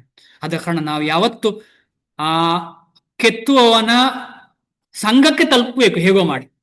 ಆ ಕೆತ್ತುವವನ ಸಂಘಕ್ಕೆ ತಲುಪಿದ್ರೆ ಒಂದಲ್ಲ ಒಂದು ದಿನ ಏನೋ ಒಳ್ಳೆ ಮೂರ್ತಿಯ ಕೆಟ್ಟ ಮೂರ್ತಿ ಯಾವುದೋ ರೀತಿಯಲ್ಲಿ ನನ್ನನ್ನ ಕೆತ್ತಿ ಬಿಡ್ತಾನೆ. ಆ ಒಂದು ನಂಬಿಕೆ ಇಂಪಾರ್ಟೆಂಟ್ ನಮ್ಗೆ. ಆ ನಂಬಿಕೆಯಿಂದ ನಾವು ಶುರು ಮಾಡಿದ್ರೆ ಏನಾಗ್ತದೆ, ನಾವು ಒಂದಲ್ಲ ಒಂದು ದಿನ ಭಗವಂತನ ನಿತ್ಯ ಸೇವಕರಾಗ್ಲಿಕ್ಕೆ ಏನು ಸಂಶಯ ಇಲ್ಲ. ನಮಗೆ ಎಷ್ಟೇ ಪ್ರಾಬ್ಲಮ್ಗಳಿರ್ಲಿ, ಎಷ್ಟೇ ಚಟಗಳಿರ್ಲಿ, ಎಷ್ಟೇ ಇಂದ್ರಿಯ ತೃಪ್ತಿಯ ಭೋಗಗಳ ಆಸೆ ಇರ್ಲಿ, ಅದೆಲ್ಲದರಿಂದ ಹೊರಗೆ ಬರ್ಲಿಕ್ಕೆ ಸಾಧ್ಯ. ಆದುದರಿಂದ ಬದುಕಿನ ಯಾವುದೇ ಘಟ್ಟದಲ್ಲಿಯೂ ಕೃಷ್ಣ ಪ್ರಜ್ಞೆಯಲ್ಲಿ ಅನಾಸಕ್ತರಾಗಲು ಪ್ರಯತ್ನಿಸಬಾರದು. ಆದುದರಿಂದ ಬದುಕಿನ ಯಾವುದೇ ಘಟ್ಟದಲ್ಲಿಯೂ ಕೃಷ್ಣ ಪ್ರಜ್ಞೆಯಲ್ಲಿ ಅನಾಸಕ್ತರಾಗಲು ಪ್ರಯತ್ನಿಸಬಾರದು. ವಿಗತ ಜ್ವರ ಅಂತ ನಾವು ಕೇಳಿದ್ದೇವಲ್ಲ, ಅದೇ ವಿಗತ ಜ್ವರ. ನಾವು ಯಾವತ್ತೂ ಲೇಸಿನೆಸ್ ಇರಬಾರ್ದು, ಆಕ್ಟಿವ್ ಆಗಿರ್ಬೇಕು, ಕೃಷ್ಣ ಪ್ರಜ್ಞೆಯಲ್ಲಿ ಆಕ್ಟಿವ್ ಆಗಿರ್ಬೇಕು. ಅದಕ್ಕೊಂದು ಉದಾಹರಣೆ, ಶ್ರೀಲ ಪ್ರಭುಪಾದ್ರ ಆತ್ಮೀಯ ಶಿಷ್ಯರು ಜಯಾನಂದ ಪ್ರಭುಗಳು ಅಂತ ಹೇಳಿ ಕೆಲವರಿಗೆ ಗೊತ್ತಿರ್ಬೋದು. ಅವರು ದೇಹದಲ್ಲಿ ಪಾಶ್ಚಾತ್ಯ ದೇಹ, ಆದ್ರೆ ಅವರು ಈ ಜಗನ್ನಾಥ ರಥಯಾತ್ರೆ ಅಂತ ಹೇಳುವ, ನಿಮಗೆಲ್ಲ ಗೊತ್ತಿರ್ಬೋದು, ರಥ ಮಾಡುವಂತಹ, ವಿದೇಶದಲ್ಲಿ ಮೊದಲಿಗೆ ರಥ ಮಾಡಿದವರು. ಅವರು ಹೇಗೆ ಮಾಡಿದ್ದಾರೆ ಅಂದ್ರೆ ನಿದ್ರೆ ಮಳೆ ಏನು ಅಂದ್ರೆ ನಿದ್ರೆ ಏನು ಮಾಡದೆ 3 ದಿವಸ ಕಂಟಿನ್ಯೂಸ್ ಆಗಿ ರಥವನ್ನು ಕಟ್ಟಿದ್ದಾರೆ. ಇಡೀ ದೇಹಕ್ಕೆ ಅಂದ್ರೆ ಗ್ರೀಸ್ ಆಗಿದೆ.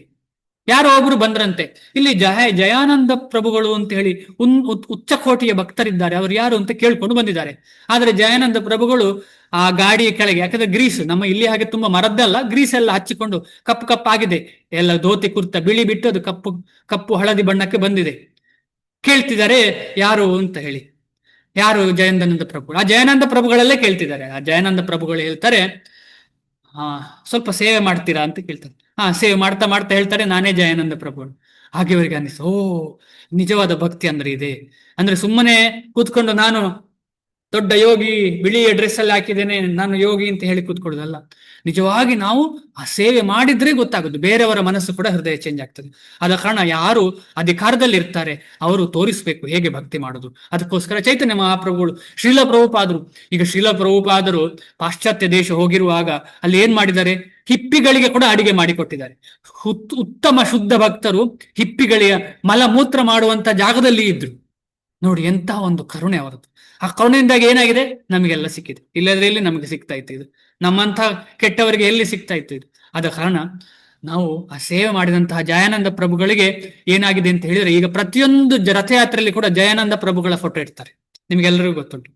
ಅಂತಹ ಉಚ್ಚಕೋಟಿಯ ಭಕ್ತರು. ಆದ್ರೆ ಅವರು ಹೇಗೆ ಮಾಡಿದ್ದಾರೆ ಅಂತ ಹೇಳಿದ್ರೆ, ನಿದ್ದೆ ಮಾಡ್ಲಿಲ್ಲ 3 ದಿವಸ. ಆಯ್ತು, ನಿದ್ದೆ ಮಾಡ್ಲಿಲ್ಲಲ್ಲ, ಕೆಲಸ ಮಾಡ್ತಾ ಇದ್ರು. ಆದ್ರೆ ಜಪ, ನಿಜವಾದ 16 ರೌಂಡ್ ಜಪ ಉಂಟಲ್ಲ, ಅದು ಮಾಡಿರ್ಲಿಲ್ಲ. ಕೂಡ್ಲೆ 3 ದಿವಸ ಆದ ಮೇಲೆ ಕೂಡ್ಲೆ ಅದನ್ನು ಒಂದೇ 3 ದಿವಸದ್ದು ಒಂದೇ ಜಾಗದಲ್ಲಿ ಕೂತು ಕಂಪ್ಲೀಟ್ ಮಾಡಿದ್ದಾರೆ. ನಾವಾದ್ರೆ ಅಯ್ಯೋ ನಿದ್ದೆ ಮಾಡ್ಲಿಲ್ಲ ನಾವು 3 ದಿವಸ ಅಂತ ಹೇಳಿ ಎಲ್ಲಿ ಹೋಗ್ತಿದ್ದೆವು ಅಷ್ಟೇ, ಎಲ್ಲಿದ್ದೇವೆ ಅಂತ ನಮಗೆ ಗೊತ್ತಿಲ್ಲ. ಅಂತಹ ಸ್ಥಿತಿಯಲ್ಲಿ ಇನ್ನು 3 ದಿವಸ ನಿದ್ದೆ ಬರ್ತಿತ್ತ ಏನೋ. ಆದ್ರೆ ಅವರು ಕೂಡ್ಲೆ ಅದನ್ನ ಜಪವನ್ನು ಕಂಪ್ಲೀಟ್ ಮಾಡಿದ್ದಾರೆ. ಅಂತಹ ಶ್ರೇಷ್ಠ ಭಕ್ತರು. ಯಾವ ದೇಹ ಅಂತ ಹೇಳುದು ಇಂಪಾರ್ಟೆಂಟ್ ಅಲ್ಲ, ನಮಗೆ ಯಾವ ದೇಹ ಸಿಕ್ಕಿದೆ ಅಂತ ಹೇಳಿ. ಅಹೋ ಬತಶ್ವಪಚೋತೋ ಗರಿಯಾನ್ ಯಜ್ಜಿಹ್ವಾಗ್ರೇ ವರ್ತತೆ ನಾಮ ತುಭ್ಯಂ ತೇ ತಪಸ್ತೆ ಜುಹೂಹು ಸಸ್ನುರಾರ್ಯ ಬ್ರಹ್ಮಾನೋಚರ್ನಾಮ ಗೃಹಂತಿ ಏತೆ.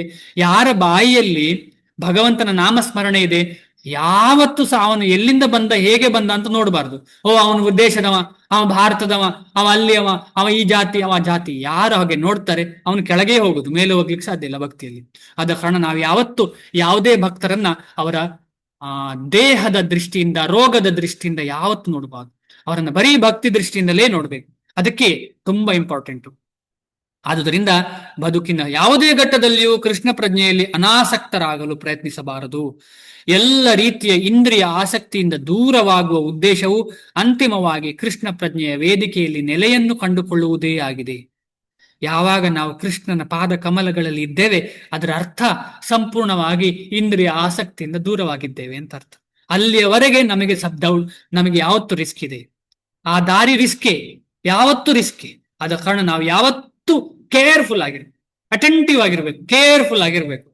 ಆ ಕೇರ್ಫುಲ್ ಹೇಗೆ ಬರ್ತದೆ ಅಂತ ಹೇಳಿದ್ರೆ, ಓದುದು ಅಂದ್ರೆ ಪುಸ್ತಕ ಓದುದು, ಲೆಕ್ಚರ್ ಕೇಳುದು, ಆಮೇಲೆ ಸಾಧನೆ ಮಾಡುದು. ಇದು ಮೂರು ಮಾಡ್ತಾ ಹೋಗ್ಬೇಕು. ಈಗ ಕಾಡಿನಲ್ಲಿ ಬೆಂಕಿ ಹತ್ತುದು ಯಾವಾಗ, ಘರ್ಷಣೆ ಆಗ್ಬೇಕು. ಘರ್ಷಣೆ ಆದ್ರೆ ಮಾತ್ರ ಬೆಂಕಿ, ಸುಮ್ಮನೆ ಬೆಂಕಿ ಬರುದಿಲ್ಲ. ಅದೇ ರೀತಿಯಲ್ಲಿ ಈ ಬೆಂಕಿಯಿಂದ ಆ ಕಾಮ ತೃಪ್ತಿ ಮಾಡುವಂಥದ್ದು, ಆಸೆ ತೃಪ್ತಿ ಮಾಡುವುದೆಲ್ಲ ದೂರ ಹೋಗ್ತದೆ. ಯಾವ ಬೆಂಕಿ, ಈ ಘರ್ಷಣೆಯಿಂದ. ಯಾವ ಘರ್ಷಣೆ, ಕೃಷ್ಣ ಪ್ರಜ್ಞೆಯಲ್ಲಿ ಇರುವಂತಹ ಈ ಉತ್ತಮವಾದ ಘರ್ಷಣೆಯಿಂದ. ಯಾವುದು ಘರ್ಷಣೆ, ಬೆಳಿಗ್ಗೆ ಬೇಗ ಹೇಳುದು, ಜಪ ಮಾಡುದು, ಬೆಳಿಗ್ಗೆ ಬೇಳೆ, ಆಮೇಲೆ ಆಗಾಗ ಓದ್ತಾ ಇರೋದು. ಅದೆಲ್ಲ ಮಾಡ್ತದೆ, ತಲೆಗೆ ಇಂಜೆಕ್ಷನ್ ಕೊಡ್ತಾ ಇರ್ತದೆ. ಈಗ ರೋಗ ಇರುವವನಿಗೆ ಆಗಾಗ ಊಟ ಮಾಡ್ಬೇಕು ಹೇಳ್ತಾರೆ. ಒಮ್ಮೆಲೆ ಊಟ ಮಾಡಿ ಬಿಡ್ಬೇಡಪ್ಪ, ನೀನು 2 ಗಂಟೆಗೆ ಒಂದ್ಸಲ ಸ್ವಲ್ಪ ಸ್ವಲ್ಪ ತಿನ್ನು ಅಂತ ಹೇಳ್ತಾರೆ. ಆಮೇಲೆ ರೋಗ ಇರುವವನಿಗೆ ಹೇಳ್ತಾರೆ, ಈ ಮೆಡಿಸಿನ್ 3-4 ಸಲ ಆದ್ರೂ ತಕೋ, ಆಮೇಲೆ ಹಾಗೆ ಮಾಡು, ಹೀಗೆ ಮಾಡು. ಅದೇ ರೀತಿಯಲ್ಲಿ ನಮಗೆ ಈ ಭವರೋಗ ಉಂಟು. ನಾವು ಸುಮ್ಮನೆ ಒಮ್ಮೆಲೆ ಜಪ ಮಾಡಿ ಆಯ್ತು ನಂದು ಅಂತ ಹೇಳಿ ಕೂತ್ಕೊಡುದಲ್ಲ. ಅದಕ್ಕೋಸ್ಕರ ನೀವು ನೋಡಿರ್ಬೋದು, ಭಕ್ತರು ಯಾವತ್ತು ಜಪಮಾಲೆ ತಗೊಂಡು ಹೋಗ್ತಾ ಇರ್ತಾರೆ. ಕೆಲವರಿಗೆ ಅನಿಸ್ಬೋದು ಇವರೇನು ಹುಚ್ಚು, ಇವರಿಗೆ ಜಪಮಾಲೆ ತಗೊಂಡು ಹೋಗ್ತಿದ್ದಾರೆ. ಇಲ್ಲ, ಇದು ನಿಜವಾದ ಹುಚ್ಚು. ಯಾಕೆಂತ ಹೇಳಿದ್ರೆ ಜಪಮಾಲೆ ಕೈಯಲ್ಲಿದ್ರೆ ಜಪ ಮಾಡುವ ಅಂತ ಕಾಣ್ತದೆ. ಜಪಮಾಲೆ ಕೈಯಲ್ಲಿಲ್ಲ ಅಂತ ಹೇಳಿದ್ರೆ ಏನ್ ಮಾಡ್ತೇವೆ, ಪಟ್ಟಾಂಗ, ಇನ್ನೊಬ್ಬರಲ್ಲಿ ಮಾತನಾಡುದು, ಇನ್ನೊಬ್ಬರ ಬಗ್ಗೆ ಹೇಳುದು, ಆ ಭಕ್ತರು ಹಾಗೆ, ಈ ಭಕ್ತರು ಹೀಗೆ ಅಂತೇಳಿ. ನಾವು ಕರ್ಮಿಗಳಾದ್ರೆ ಅವರ ಬಗ್ಗೆ ಮಾತಾಡುದು. ಆದ ಕಾರಣ ಜಪಮಾಲೆ ಸಾಧ್ಯ ಆದವರು ತಗೊಳ್ಬಹುದು, ಇಲ್ಲ ಆದವರು ಕೈಯಲ್ಲಿ ಆದ್ರೂ ಮಾಡಬಹುದು. ಹೇಗೋ ಜಪ ಮಾಡಬೇಕು. ಏನ ಕಾಯನ ಪ್ರಕಾರೇಣ ಮನಃ ಕೃಷ್ಣಂ ನಿವೇಶಯತಿ. ಏನಾದ್ರಲ್ಲಿ ಹೇಗಾದ್ರಾಗ್ಲಿ ಮನಸ್ಸನ್ನ ಕೃಷ್ಣನಲ್ಲಿ. ಆದ್ರೆ ಏನಾದ್ರೂ ಆಗ್ಲಿ, ಹೇಗಾದ್ರೂ ಆಗ್ಲಿ ಅಂತ ಹೇಳಿದ್ರೆ ವಿರುದ್ಧವಾಗಿ ಅಲ್ಲ. ಅನುಕೂಲ್ಯಸ್ಯ ಸಂಕಲ್ಪ ಅಂತ ಹೇಳುದು ಮೇನ್, ಪ್ರಾತಿಕೂಲ್ಯಸ್ಯ ವರ್ಜನ ಆಗ್ಬೇಕು. 35ನೇ ಶ್ಲೋಕ. ಇಷ್ಟು ಹೇಳ್ತಾ ಇದ್ದಾರೆ ಭಗವಂತ. ಹೀಗೆಲ್ಲ ಹೇಳ್ತಿರುವಾಗ ಅರ್ಜುನನಿಗೆ ಪ್ರಶ್ನೆ ಆಗ್ತದೆ. ಈಗ ಏನು ಪ್ರಶ್ನೆ ಅಂತ ಹೇಳಿದ್ರೆ, ಏನು ಹೀಗೆಲ್ಲ ಹೇಳ್ತಾ ಇದ್ದೀರಲ್ಲ, ಆದರೆ ನಾನು ಕ್ಷತ್ರಿಯ, ನನ್ನ ಧರ್ಮ ಇದು ಯುದ್ಧ ಮಾಡುದು. ಆದ್ರೆ ನನಗೆ ಅಷ್ಟೇನು ಇದರಿಂದ ಎಲ್ಲ ಪ್ರಾಬ್ಲಮ್ ಬರ್ತದಲ್ಲ, ನಾನು ಸುಮ್ಮನೆ ಅದನ್ನು ಬಿಡ್ತೇನೆ ಅಂತ ಹೇಳೋ ದೃಷ್ಟಿಕೋಣದಲ್ಲಿ ಇದ್ದಾನೆ. ಆಗ ಹೇಳ್ತಾನೆ, ತನ್ನ ಧರ್ಮವನ್ನು ಬಿಡಬಾರ್ದು ಅಂತ ಭಗವಂತ ಹೇಳ್ತಾನೆ. ನಾವೆಲ್ಲ ಅನ್ಕೊಳ್ತಾ ಇರ್ಬೋದಲ್ಲ, ಇಷ್ಟೆಲ್ಲ ಸಿಗ್ತಾ ಉಂಟು, ಜಪ ಮಾಡ್ತಾ ಇದ್ದೇನೆ, ನಾನು ಶುದ್ಧನಾಗ್ತೇನೆ, ಆದ ಕಾರಣ ನಾನಿನ್ನು ಬ್ರಾಹ್ಮಣ. ಅಥವಾ ನಾನು ಜಪ ಮಾಡ್ತಾ ಇದ್ದೇನೆ, ಎಲ್ಲ ಶುದ್ಧನಾಗ್ತಾ ಇದ್ದೇನೆ, ನಾನು ಸನ್ಯಾಸಿ. ನಮಗೆಲ್ಲ ಅನ್ನಿಸ್ತಾ ಇರ್ಬೋದು, ನಾನು ಗೃಹಸ್ಥ ಆದ್ರೂ ನನ್ನ ಮನಸ್ಸು ನಾನು ಸನ್ಯಾಸಿ. ಆ ರೀತಿಯಲ್ಲಿ ಮನಸ್ಸು, ನಾನೆಲ್ಲ ಬಿಟ್ಟಿದ್ದೇನೆ, ನನಗೆ ವೈರಾಗ್ಯ ಇದೆ ಅಂತ. ಇರ್ಬೋದು, ಮನಸ್ಸಿನಲ್ಲಿ ಇಟ್ಕೊಳ್ಳೋಣ ಆ ವೈರಾಗ್ಯವನ್ನ. ಆದರೆ ಲೋಕಕ್ಕೆ ನಾವು ಗೃಹಸ್ಥರು, ಆ ಗೃಹಸ್ಥಕ್ಕೆ ಹೇಗೆ ಬೇಕು ಆ ಧರ್ಮವನ್ನ ಮಾಡಬೇಕು ಅಂತ ಭಗವಂತ ಇಲ್ಲಿ ಹೇಳ್ತಾರೆ. ಇಂಪಾರ್ಟೆಂಟ್ ಶ್ಲೋಕ ಇದು, ತುಂಬಾ ಇಂಪಾರ್ಟೆಂಟ್ ಶ್ಲೋಕ. ಶ್ರೇಯಾನ್ ಸ್ವಧರ್ಮೋ ವಿಗುಣಃ ಪರಧರ್ಮಾತ್ ಸ್ವ ಅನುಷ್ಠಿತಾತ್ ಸ್ವಧರ್ಮೇ ನಿಧನಂ ಶ್ರೇಯಃ ಪರಧರ್ಮೋ ಭಯಾವಹ. ತುಂಬಾ ಅಪಾಯಕಾರವಾದ ಯಾವುದು? ಇನ್ನೊಬ್ಬರ ಧರ್ಮವನ್ನು ನಾವು ಮಾಡ್ಲಿಕ್ಕೆ ಪ್ರಯತ್ನ ಪಡುವಂಥದ್ದು. ತುಂಬಾ ತುಂಬಾ ಡೇಂಜರ್. ನಾವೆಲ್ಲರೂ ಮಾಡ್ತಾ ಇರೋದು ಅದೇ, ಇನ್ನೊಬ್ಬರ ಧರ್ಮವೇ. ಈಗ ಉದಾಹರಣೆಗೆ, ನಾನು ಚೆನ್ನಾಗಿ ಓದಿರ್ತೇನೆ, ಕೆಲಸ ಇಲ್ಲ ಅಂದ್ರೆ ಕೂಲಿ ಸಹ ಮಾಡ್ಲಿಕ್ಕೆ ರೆಡಿ ಇದ್ದೇನೆ. ಚೆನ್ನಾಗಿ ಒಂದು ಉದಾಹರಣೆ, ಅಂದ್ರೆ ಈ ಕೂಲಿ ಮಾಡೋದು ಕೀಳು ಅಥವಾ ಹೈಯೆಸ್ಟ್ ಕೆಲಸ ಆ ದೃಷ್ಟಿಕೋನ ಅಲ್ಲ ಇಲ್ಲಿ. ಚೆನ್ನಾಗಿ ಓದಿರ್ತೇನೆ, ಆ ಕೆಲಸ ಮಾಡ್ಬೇಕು ನಾನು. ಇನ್ನ ಇಮ್ಯಾಜಿನ್ ಮಾಡಿ, ನಾನು ಒಳ್ಳೆ ಡಾಕ್ಟರ್ ಆಗ್ಬೇಕು ಅಂತ ಕಲ್ತಿದ್ದೇನೆ, ಆದ್ರೆ ತುಂಬಾ ನನಗೆ ಕೆಲಸವೇ ಸಿಗ್ತಾ ಇಲ್ಲ, ಏನು ಕೆಲಸ ಸಿಗ್ತಾ ಇಲ್ಲ. ಕೊನೆಗೆ ನಾನು ಎಂಥದ್ದು ಇಂಟರ್ವ್ಯೂ ಎಲ್ಲ ಬರೆದು ನನಗೆ ಗುಮಾಸ್ತನ ಕೆಲಸ ಸಿಕ್ಕಿತ್ತು ಅಂತ ಆ ಕೆಲಸ ಮಾಡ್ತೇನೆ. ಕ್ಯಾಶಿಯರ್ ಕೆಲಸ ಸಿಕ್ಕಿತ್ತು, ಅದು ಕೆಲಸ ಗೌರ್ಮೆಂಟೇ ಇರಲಿ. ಆದ್ರೆ ನನ್ನ ಹೃದಯದಲ್ಲಿ ಉಂಟು ಅದೆಲ್ಲ ಇಷ್ಟ ಇಲ್ಲ ನನಗೆ. ಹೃದಯದಲ್ಲಿ ಒಳ್ಳೆ ಸ್ಟಡಿ ಮಾಡಿ ನಾನು ಡಾಕ್ಟರ್ ಆಗಿದ್ದೇನೆ ಅಂತ ಉಂಟು. ಅದು ಪರಧರ್ಮ ಮಾಡ್ತಾ ಇದ್ದೇನೆ. ಅನುವಾದ ಶಿಲ ಪ್ರಭುಪಾದರಿಂದ. ತನ್ನ ನಿಯತ ಕರ್ತವ್ಯಗಳನ್ನು ತಪ್ಪಾಗಿ ಆದರೂ ನಿರ್ವಹಿಸುವುದು ಪರಧರ್ಮವನ್ನು ಪರಿಪೂರ್ಣವಾಗಿ ಮಾಡುವುದಕ್ಕಿಂತ ಉತ್ತಮವಾದ್ದು. ತನ್ನ ನಿಯತ ಕರ್ತವ್ಯಗಳನ್ನು ಅಂದ್ರೆ ವರ್ಣಾಶ್ರಮ, ತನ್ನ ವರ್ಣಾಶ್ರಮ ಧರ್ಮ, ಗೃಹಸ್ಥನಾದವನು ಗೃಹಸ್ಥ, ಬ್ರಹ್ಮಚಾರಿ, ಶೂದ್ರ ಈ ರೀತಿ ಯಾವ ವರ್ಣ ಮತ್ತು ಆಶ್ರಮದಲ್ಲಿದ್ದಾನೆ ಅದಕ್ಕೆ ಅನುಗುಣವಾದ ಕೆಲಸವನ್ನು ಅಕಸ್ಮಾತ್ ಅವನು ಮಾಡಿದಲ್ಲಿ ತಪ್ಪಿದ್ರೂ ತೊಂದರೆ ಇಲ್ಲ, ಆದರೆ ಬೇರೆಯವರ ಧರ್ಮ ಮಾಡಬಾರದು. ಸ್ವಧರ್ಮದಲ್ಲಿ ನಾಶವು ಮತ್ತೊಬ್ಬರ ಧರ್ಮವನ್ನು ಆಚರಿಸುವುದಕ್ಕಿಂತ ಉತ್ತಮ. ಸ್ವಧರ್ಮ ಮಾಡಿಕೊಂಡು ಸತ್ರೆ ಸ್ವರ್ಗ ಆದ್ರೂ ಸಿಕ್ಕಿತು, ಬೇರೆಯವರ ಧರ್ಮ ಮಾಡಿಸಿ ಸತ್ರೆ ಪ್ರಾಬ್ಲಮ್. ಅದು ಏಕೆಂದರೆ ಪರಧರ್ಮವು ಭಯಂಕರವಾದದ್ದು. ಇತರರಿಗೆ ಗೊತ್ತು ಮಾಡಿದ ಕರ್ತವ್ಯಗಳನ್ನು ಮಾಡುವುದಕ್ಕಿಂತ ಮನುಷ್ಯನು ತನ್ನ ನಿಯತ ಕರ್ತವ್ಯಗಳನ್ನು ಕೃಷ್ಣ ಪ್ರಜ್ಞೆಯಲ್ಲಿ ಮಾಡಬೇಕು. ನೋಡಿ, ಇಲ್ಲಿ ಹೇಳಿದ್ದಾರೆ ಸುಮ್ಮನೆ ವರ್ಣಾಶ್ರಮ ಅಲ್ಲ, ಕೃಷ್ಣ ಪ್ರಜ್ಞೆಯಲ್ಲಿ ವರ್ಣಾಶ್ರಮ. ಅದಕ್ಕೆ ದೈವ ವರ್ಣಾಶ್ರಮ ಅಂತ ಹೇಳ್ತಾರೆ. ಕೃಷ್ಣ ಪ್ರಜ್ಞೆಯಲ್ಲಿ ವರ್ಣಾಶ್ರಮ ಧರ್ಮವನ್ನ ಮಾಡಬೇಕು. ವರ್ಣಾಶ್ರಮ ಧರ್ಮ ಏನು ಅಂತ ನಿಮಗೆ ಎಲ್ಲರಿಗೂ ಅರ್ಥ ಆಗಿದೆ. ಅದು ವೇದ ವಿಹಿತ ಕರ್ಮ. ನಾವೀಗ ಸುಮ್ಮನೆ ಏನೋ ಕೆಲಸ ಮಾಡ್ತಾ ನಾನು ವರ್ಣಾಶ್ರಮ ಕೆಲಸ ಮಾಡ್ತಾ ಇದ್ದೇನೆ ಅಂತ ಹೇಳಬಹುದು, ಅದು ತಪ್ಪು. ವೇದ ವಿಹಿತ ಕರ್ಮವನ್ನ ಮಾಡಿದ್ರೆ ಅದು ವರ್ಣಾಶ್ರಮ ಕರ್ಮ. ಅದನ್ನು ಹೇಗೆ ಮಾಡಬೇಕು? ಕೃಷ್ಣ ಪ್ರಜ್ಞೆಯಲ್ಲಿ ಇದ್ದು ಮಾಡಬೇಕು. ಈಗ ನಮ್ಮಲ್ಲಿ ಹೆಚ್ಚಿನವರು ವರ್ಣಾಶ್ರಮ ಧರ್ಮದ ಕೆಲಸ ಮಾಡ್ತಿಲ್ಲ. ಲೌಕಿಕ ಕರ್ತವ್ಯಗಳೆಂದು ನಿಸರ್ಗ ಗುಣಗಳ ಅಧೀನದಲ್ಲಿ ಮನುಷ್ಯನ ಮಾನಸಿಕ ಭೌತಿಕ ಸ್ಥಿತಿಗನುಗುಣವಾಗಿ ನಿರ್ಧರಿಸಿದ ಕರ್ತವ್ಯಗಳಾಗಿದೆ. ಅಂದ್ರೆ ವರ್ಣಾಶ್ರಮ ಧರ್ಮದ ಕೆಲಸ ಅಂದ್ರೆ ಏನು? ಮನಸ್ಸಿಕ ಭೌತಿಕ ಸ್ಥಿತಿಗೆ ಅನುಗುಣವಾಗಿ ನಿರ್ಧರಿಸಿದ ಕರ್ತವ್ಯ, ಸೈಕೋ ಫಿಸಿಕಲ್ ನೇಚರ್. ಆಧ್ಯಾತ್ಮಿಕ ಕರ್ತವ್ಯಗಳು ಕೃಷ್ಣನ ಆಧ್ಯಾತ್ಮಿಕ ಸೇವೆಗಾಗಿ ಗುರುಗಳು ಆಜ್ಞಾಪಿಸಿದ್ದುವು. ಭೌತಿಕ ಕರ್ತವ್ಯ, ಆಧ್ಯಾತ್ಮಿಕ ಕರ್ತವ್ಯ. ಗುರುಗಳು ಹೇಳ್ತಾರೆ ಆಧ್ಯಾತ್ಮಿಕ ಕರ್ತವ್ಯ ಏನು ಅಂತ ಹೇಳಿ. ಅದೇ ರೀತಿಯಲ್ಲಿ ಕೆಲವು ಗುರುಗಳು ಭೌತಿಕ ಕರ್ತವ್ಯ ಏನು ಅಂತ ಕೂಡ ಹೇಳ್ತಾರೆ.